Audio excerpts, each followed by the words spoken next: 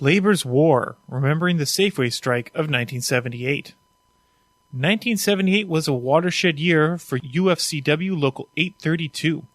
The year saw massive labor disputes and strikes across Canada due to the fight over price and wage control. Negotiations at the Anti-Inflation Board had stalled, which ended in the termination of the board. In particular, workers and unions were told to exercise self-restraint on wages and benefits while inflation increased the cost of living. Thousands of workers went on strike. UFCW Local 832 was front and center during these disputes in Winnipeg. The Safeway strike started in May of 1978 with nearly 2,000 Safeway employees going out on strike. Adding to these numbers were the workers at CERN, Empress Foods, liquor stores, and the construction industry. All of these factors led to 1978 being the year of the strike.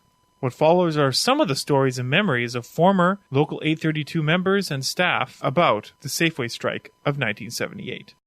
In 1978, we had a strike with Safeway. The issue was the leftover from the price and wage control. We had signed a collective agreement, I think for 2 or 3 years at the time, and price and wage control came the first year of the contract. And the law was that if you are in a collective agreement, you don't have to follow price and wage control until your agreement expired. So when the agreement expired, I think the price control was lifted, but Safeway still wanted to be under price and wage control. In other words, wanted to give us as little money as possible. And it was really only wage control. Prices, they couldn't control prices. And that's what triggered the strike. During that time, in 1978, when I was working on bank organizing, Safeway went on strike in Winnipeg, and they were actually in Manitoba. They were by far and away the largest unit that UFCW had in Local 832, about half the membership at the time. So it was pretty much all hands on deck. I mean, they didn't care if I was organizing banks. I was on that Safeway picket line, and I was going to be a union rep. It was one of the first strikes where there was an awful lot of anger. It was a really difficult strike. There were an awful lot of scabs. It was bigger, and people were very frustrated. And the bakery and the milk plant were also out. Safeway's bakery and milk plant were out as well. So there was a lot riding on it. So I worked and was assigned some stores and did some staffing of picket lines, because you know, when you have multiple picket lines all over the place, you need people to kind of keep it together. Picket lines in one place are a little different, but so we each had about six stores or so that we had to look after. We had to organize ourselves to be the point person for those particular stores. There was select areas where they opened the stores. I was at Portage and Burnell. I forget how long we were out on the street, but then they pulled us and took us over to Ellison Wall because they were open. They wanted us picketing where there was public going in. You know, during the day it was sort of mediocre. We blocked the driveways. We'd go slow. We didn't harass anybody.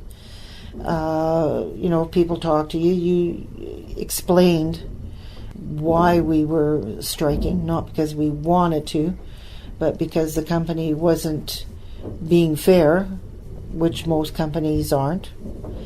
And some people were understanding. They would leave. Some people, you're not telling me where I can shop or what I can do. Other businesses would come and support us. That was in 1978. What we had done, we told the strikers to bring their cars and park right on the Safeway parking lot. It's public access. So we had about 30-some cars from the strikers parked there. And I guess Safeway must have seen them coming out of the car, so they phoned their towing company. And the towing company came up, and Bernie and I were there. We said, "What do you think you're going to do?" And they said, "We're going to tow the cars away." We said, "No, you're not towing those cars away.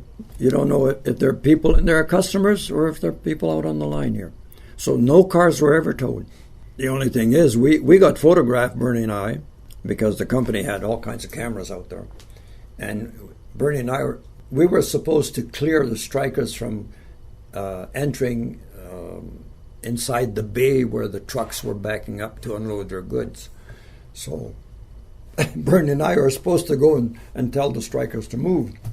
Well, we were there all right, but we weren't directing them to get the hell out of the way, so the truckers were stalled, And Safeway tried to make bones out of that. It never went to a court situation, but I know there was some legal action taken, but it didn't go anywhere after that.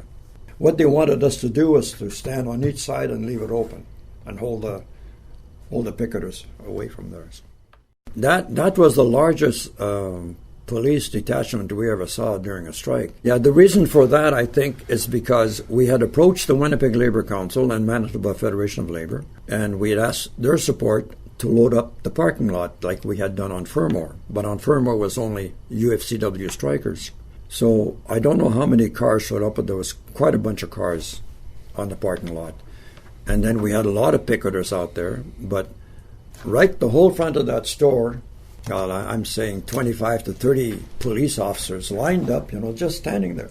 Nothing happened. They just wanted to make sure that we were not harassing the customers from going in, and that was fine.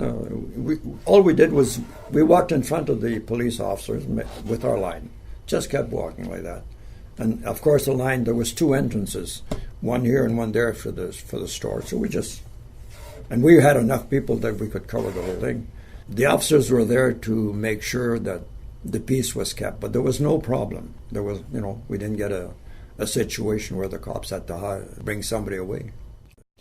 And so we had this mass picket scheduled, I think it was a Friday.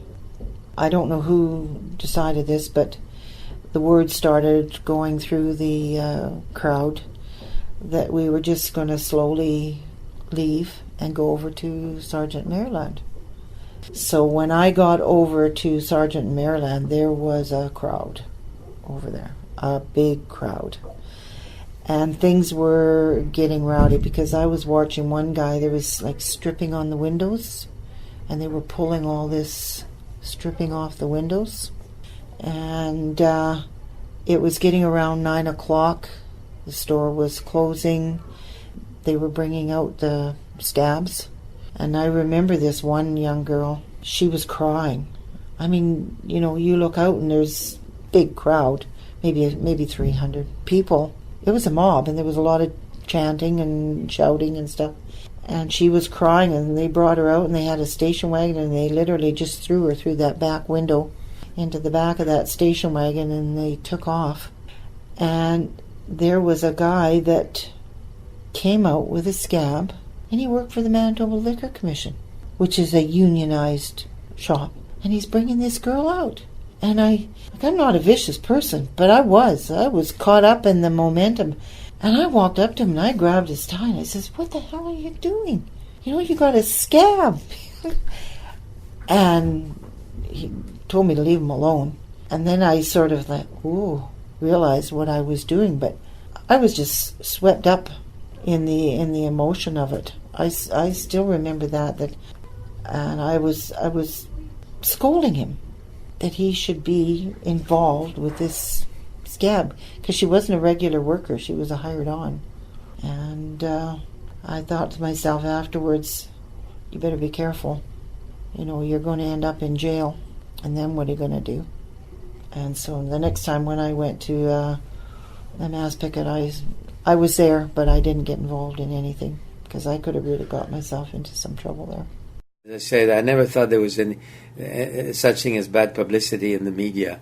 And even though it may have looked that way at times, there was always more goods came out of having a relationship with the media than not having a relationship with the media. Peter Warren was instrumental in settling the Safeway strike, if you can imagine. And here's how it happened.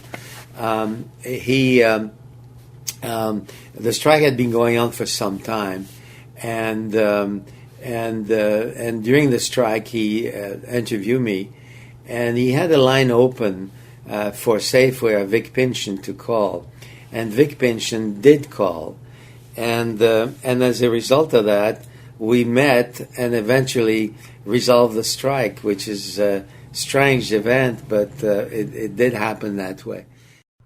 It was purely economic. This was an economic strike, and it was over economic issues.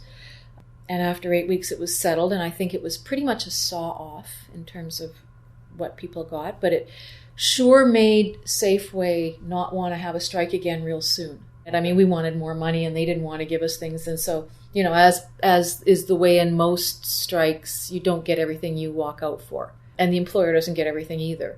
With the Safeway strike, it was a matter of flex. I think it was a bit of muscle flexing and that needed to happen. Sometimes, you know, over time, employers, you know, start to infringe on things slowly.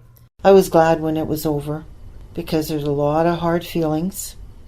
A lot of hard feelings. I was lucky we had only one in our store, but still, we segregated him. And when I went into other stores, I was told that's the table in the lunchroom for the scabs. And I think some of us older people that were on that picket line, we don't ever forget that. We don't ever forget that. At least I haven't. Because it was a big impression on me. And I was very glad to go back to work. And you know, we were almost made to feel like they were doing us a favor, letting us come back to work. I mean, that was my job. And I was there to support my living, to get a fair living from that company who at that time made probably billions. Safeway was very, very big then. I don't think even Superstore was around at that time. But just to get a fair wage.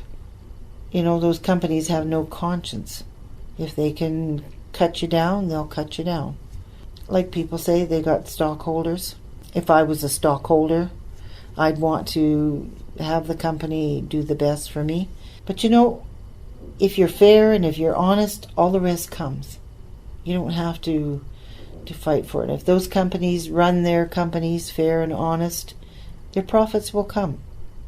Treat their people well. You know, you treat a person well, they'll work hard for you. You treat a person shabby, they say, why should I? What really got me going in this direction was that strike in 1978. It was a bakery, long hours, hot work, and we had a plant manager who was really not a very nice person. You know, he might have made money for the company, but when in '78, when people were getting married, it was hard to get any time off. People would have a wedding social. Oh, you can't have the time off for that. I mean, if you're getting married, and it was real that. The reason I went for 6 months was mainly because of that manager. It wasn't about the money. It wasn't about those issues. I mean, that started it, but it went on so long. Not one person crossed the picket line from the workers, which is unusual. Usually, you know, at some point they'll try and convince some people. At the end of it, he was told to stay up in his office and not deal with any of the people. They hired a new operations who dealt with people on the floor, Bob Treehart. Things became fantastic. But, you know, how people were treated, how they were handled, I think got me going, pushed me in the direction that I was going to. When I first worked at Safeway, nobody wanted to be a steward. Like I said, they ran away from the union rep and would hide when they come in.